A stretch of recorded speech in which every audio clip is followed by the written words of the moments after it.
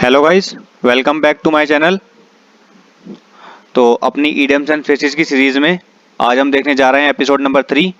तो चलिए बिना किसी टाइम वेस्ट के शुरू करते हैं। देखिए, पहला इडियम है हमारा एट सी। एट सी का मीनिंग होता है confused and unable to decide. मतलब कंफ्यूज होना और डिसाइड ना कर पाना। अब इसको कैसे याद करेंगे? जैसे सपोज करिए आप समुद्र में हैं, सी में हैं। तो सी में ना तो कहीं जाने का रास्ता दिखता, ना हमें डायरेक्शन पता होती। तो उस सिचुएशन में हम कंफ्यूज हो जाएंगे और हम डिसाइड नहीं कर पाएंगे कि हमें किधर जाना है। तो इस तरह से हमें याद हो गया ये। एग्जाम्पल है इसका, my sister is quite at sea in maths, she can not solve a single problem. यानी कि मेरी जो सिस्टर है वो कंफ्यूज्ड है मैथ्स में और वो एक भी सिंगल प्रॉब्लम भी सॉल्व नहीं कर सकती। सेकंड देखते हैं, add fuel to the flame और fire to make matter verse.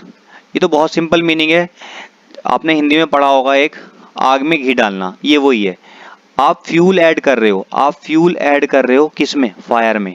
अगर आप फ्यूल ऐड कर रहे हो फायर में तो वो और बढ़ेगी, यानी कि इसका मतलब होता है मैटर को और खराब कर देना, मैटर को और खराब कर देना, आग में घी डालने का काम करना। आगे देखते हैं इसका example, the attempt to suppress the agitation of the strikers only added fuel to the flame. इसका मतलब है जो अटेम्प्ट हुआ, जो कोशिश थी, टू सप्रेस द एगिटेशन, विद्रोह को दबाने की। किसके विद्रोह को? स्ट्राइकर्स के। वो केवल क्या साबित हुई कि added fuel to the flame, यानी कि आग में घी डालने वाली साबित हुई। नेक्स्ट देखते हैं, at sixes and sevens. At sixes and sevens का मतलब होता है इन डिसऑर्डर, यानी कि ऑर्डर में ना होना। अब देखिए, जब मैंने इसको याद करा था तो मैंने कैसे याद करा था? मैंने इस 7 को आगे कर लिया, इस 6 को पीछे कर लिया। यानी कि 7 पहले आ रहा है, 6 बाद में आ रहा है, तो इसका मतलब ऑर्डर इनका मिसमैच हो गया, यानी कि डिसऑर्डर में हो गए ये। बस ऐसे याद आपको याद हो जाएगा ये। एक बार दिमाग में बैठ गया फिर जरूरत नहीं पढ़ने की।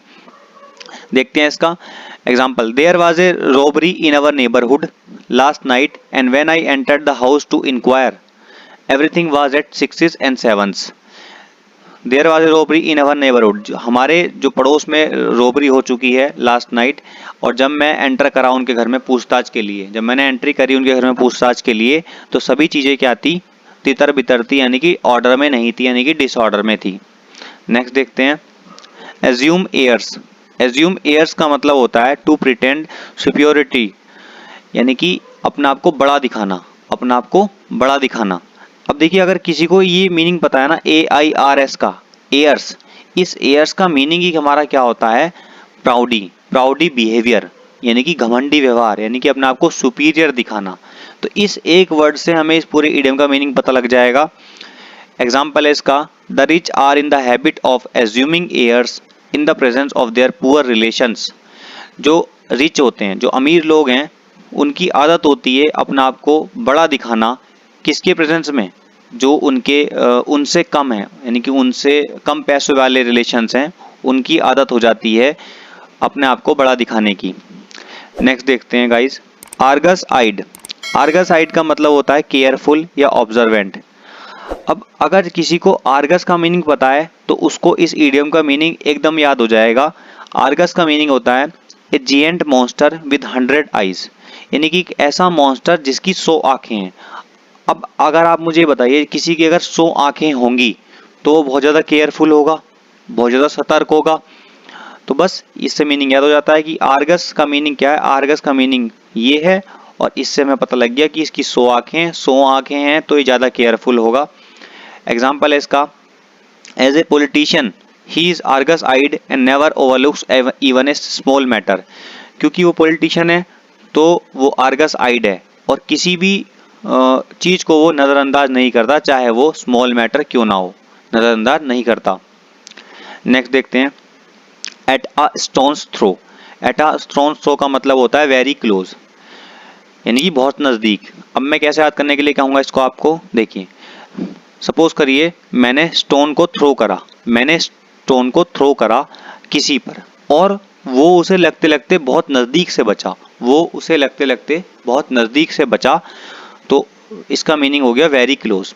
एग्जाम्पल है इसका, my friend's house is at a stone's throw from mine, यानी कि मेरे जो दोस्त का घर है वो बहुत नज़दीक है मेरे घर से। नेक्स्ट देखते हैं, an armchair critic. An armchair critic का मतलब होता है one whose advice is based on theory not on practice, यानी कि जो केवल थ्योरी पे अपनी एडवाइस देता है, जिसने कुछ प्रैक्टिकल ना करा उस बारे में। कैसे याद होगा ये, आर्म का मतलब हाथ है, चेयर का मतलब कुर्सी, और क्रिटिक का मतलब होता है जो बुराइयां करता है।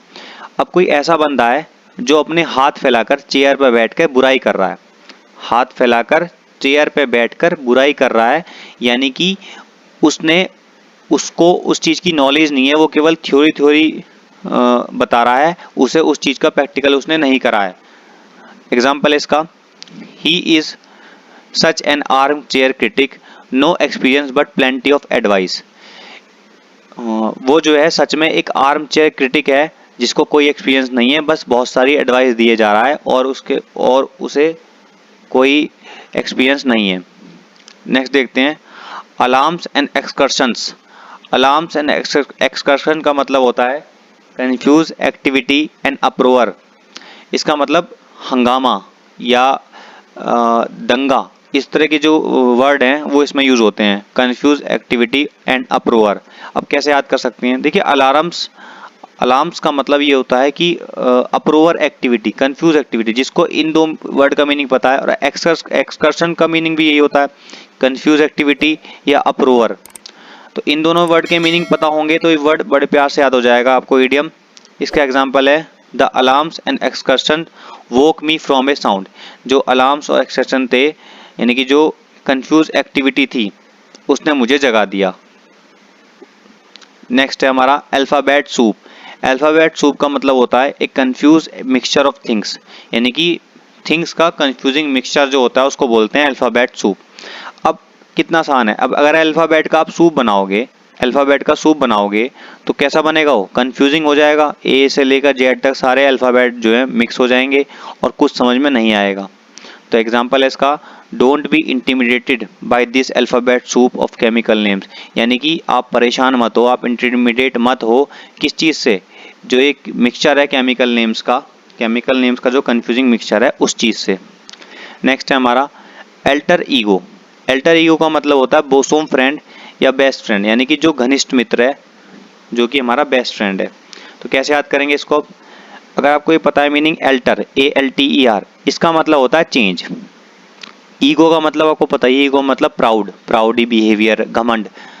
तो घमंड कौन चेंज करेगा, घमंड कौन चेंज करता है, जैसे अपनी ईगो को हटाकर कौन आपसे बात करेगा, यानी कि अपनी ईगो को चेंज कर कौन आपसे बात करेगा, तो आपका बेस्ट फ्रेंड आपसे बात करेगा। ऐसे ही हमें ईडियम याद हो गया। एग्जाम्पल है इसका, Rohan is my alter ego, Rohan मेरा बेस्ट फ्रेंड है। तो thank you so much guys, इतना ही था, बाकी कल मिलते हैं एपिसोड 4 के साथ। और ये मेरा टेलीग्राम ग्रुप है, आप इसको ज्वाइन कर सकते हैं।